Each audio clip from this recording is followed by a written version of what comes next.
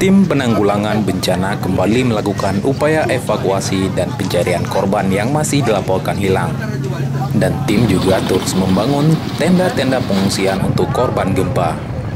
Ratusan tenda darurat terus bermunculan di sejumlah titik Kabupaten Aceh Tengah dan Kabupaten Bener Meriah, Provinsi Aceh.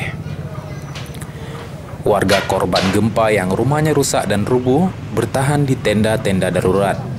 Karena cuaca yang terus-menerus hujan membuat para pengungsi mulai didera rasa sakit seperti demam dan batuk, terutama balita dan lansia. Hujan juga menyebabkan proses pendistribusian logistik terhambat karena sebagian badan jalan tertimbun longsor. Adi, ini apa yang dimasak? Ini yang jatuh kemarin dari kulkas, diambil dari tanah-tanah itu. Jadilah Pak Kak. Iya, untuk makanan. Ya. Terus Pemda bantu apa sekarang? Belum ada.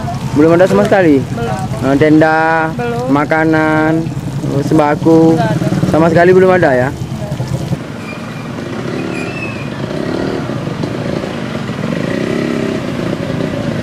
Dari data sementara, 24 warga dilaporkan meninggal dunia dan belasan masih dilaporkan hilang akibat tanah yang longsor. Tim tanggap darurat kebencanaan terus menyalurkan bantuan masa panik bagi warga korban gempa.